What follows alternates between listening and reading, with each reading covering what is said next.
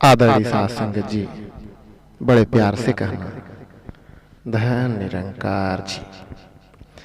साध संगत जी, भक्त हमेशा प्रभु परमात्मा का, सदगुरु का, संतों का ही यश गाते हैं।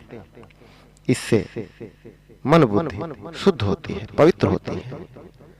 प्रभु परमात्मा की महिमा गाने से उन्हें खुशी मिलती है, आनंद मिलता है, उनका जीवन महान हो जाता है, उनका हर प्रकार से यश होता है।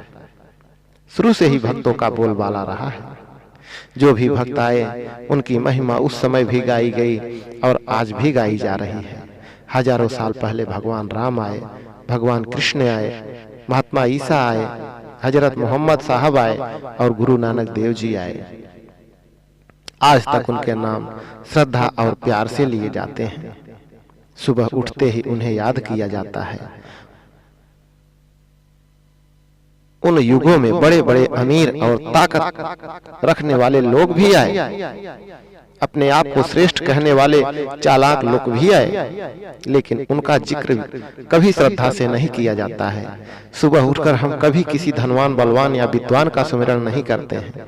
जब कभी भी हम ध्यान करते हैं तो उन भक्तों को ही ध्यान करते हैं जिन्होंने निरंकार दातार के साथ प्यार किया, परमात्मा को ही अपना आसरा माना, सदा सद्गुरु के साथ जुड़े रहे।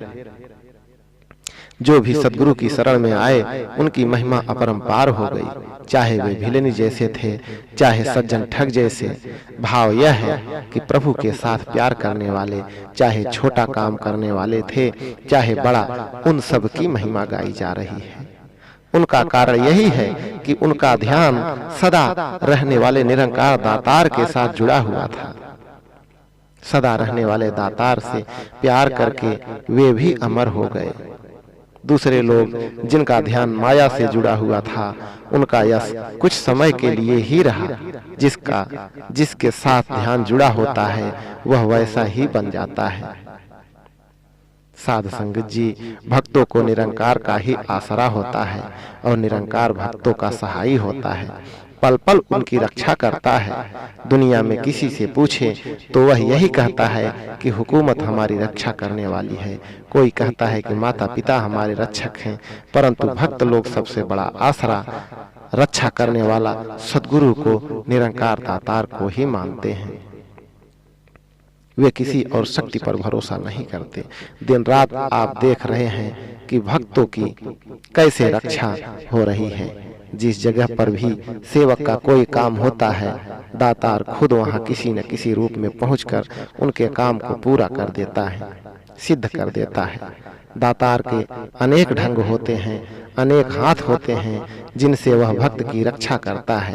जब कोई अपना आसरा लेता है, अपनी ताकत पर विश्वास करता है, तो उसकी रक्षा नहीं हो पाती। जैसे द्रौपदी ने पहले अपनी ताकत पर भरोसा किया। वह सोचती रही कि मैं अपने हाथों से, पैरों से, अपने बल से अपनी लाज बचा लूंगी, साड़ी नहीं उतरने दूंगी। लेकिन ऐसा नहीं हुआ और जब उसने सद्गुरु का, भगवान का आसरा लिया तो वहां साड़ियों के ढेर लग गए। उनकी लाज बच गई, उनकी रक्षा हो गई। कहने का भाव यह है कि जब तक हम अपनी अक्ल, अपनी ताकत पर भरोसा रखते हैं तो हमारी रक्षा नहीं होती है।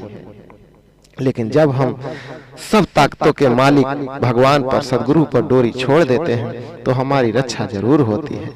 भक्त और संसार में यही फर्क होता है कि भक्त परमात्मा को अंग संग जानता है और संसार दूर समझता है। भगवान भक्त की भावना के मुताबिक ही प्रकट होते हैं, इसलिए अंग संग जानने वाले भक्त की भगवान उसी क्षण रक्षा करते हैं और दूर समझने वाले की रक्षा में ढील हो सकती है।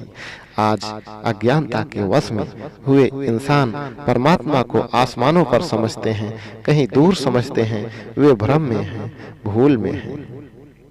साथ संगत जी, जितने भी हमारे ब्रह्मज्ञानी बुजुर्ग आए, गुरु, पीर, अवतार आए, उन्होंने कभी भगवान को दूर नहीं बताया, बल्कि यही कहा कि भगवान तो रोम रोम में है, पत्ते पत्ते में है, डाली डाली में है, अंग संग है, हर जगह। ऐसी कोई जगह नहीं जहां भगवान ना हो। पर आज लोग भगवान को दूर समझकर भागे जा रहे हैं। जो मथुरा में रहता है वही काशी में, जो मथुरा में रहता है वह काशी की तरफ दौड़ रहा है, और जो काशी में रहने वाला है कहीं और भाग रहा है। परमात्मा को आज इंसान ने कोई शहर या स्टेशन समझ लिया है, जैसे बंबई या कलकत्ता। लोगों ने भगवान को दूर समझ रखा है, जहां चलकर जाना पड़ता है। इसी भ्रम के कारण लोग दुखी हैं। अज्ञानता का पर्दा उनके आंखों के आगे आया हुआ है, इसलिए वे परमात्मा को नजदीक नहीं देख पा रहे हैं। जैसे हमारी आंखों पर पट्टी बंधी होती है तो बाहर की रोशनी हमें नजर नहीं आती है। हम अंधेरे में ठोकर खाते हैं, लेकिन जब आंखों से पर्दा हट जाता है तो चारों ओर रोशनी ही रोशनी हो जाती है। रोशनी को कहीं से लाने की जरूरत नहीं पड़ती, क्योंकि रोशनी तो वहां मौजूद होती है। इसी तरह जब सद्गुरु हमारी आंखों से अज्ञानता की पट्टी उतारता है तो परमात्मा चारों ओर दिखाई देने लगता है। भगवान को कहीं से वहां पर लाना नहीं पड़ता। साथ संगत जी, जो भक्त गुरु के आदेश पर चलता है, प्रभु की रजा में रहता है, वह महान होता है। उस पर सद्गुरु प्रसन्न होता है, उसको गुरु ही की रहमतें मिलती हैं। जो दिखावे से बनावट से गुरु को खुश करना चाहता है, वह कभी गुरु को खुश नहीं कर सकता। जो गुरु के बताए हुए तरीकों को, असूलों को अपनाता है, उस पर गुरु जरूर खुश होता है। हमारे मिशन में ज्ञान के समय जो प्रण लिए जाते हैं, वे ही सद्गुरु द्वारा बताए गए असूल हैं। तन मन धन प्रभु का मानना ही गुरमत है। अगर हम तन मन धन को अपना मानते हैं तो यह हमारी मनमति है। इसी तरह जात, मजहब, वर्ण, आश्रम का अभिमान न करना गुरु की शिक्षा है। अगर हम किसी को ऊंचा, किसी को नीचा, किसी को ऊंची जात का, किसी को नीची जात का मानते हैं और अभिमान करते हैं, तो हम गुरु की शिक्षा से दूर जा रहे होते हैं। खाने पीने पहनने के आधार पर किसी से नफरत न करना गुरु की सिखलाई है। अगर हम खाने पीने पहनने के कारण किसी से नफरत करते हैं तो हम गुरु की सिखलाई को भूल रहे होते हैं। गृहस्थ की जिम्मेदारियों को निभाते हुए भक्ति करना, अपनी मेहनत की कमाई से गुजारा करना सद्गुरु का उपदेश है।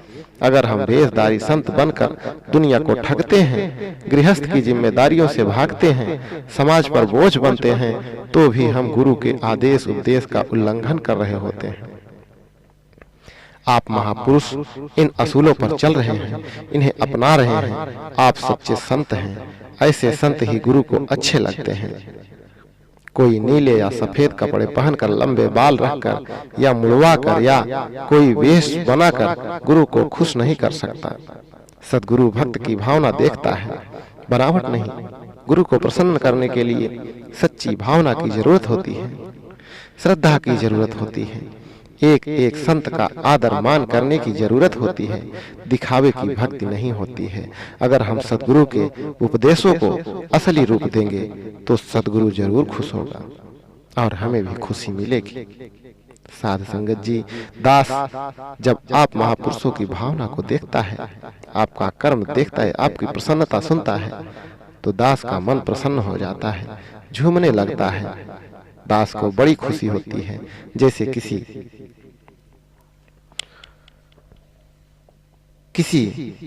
का अपना बहुत कामयाब हुआ है, सफल हुआ है, तो उसका अपना फूला नहीं समाता है। ऐसा लगता है कि उसने जो मेहनत की है, वो मेहनत उसकी रंग लाई है। इसलिए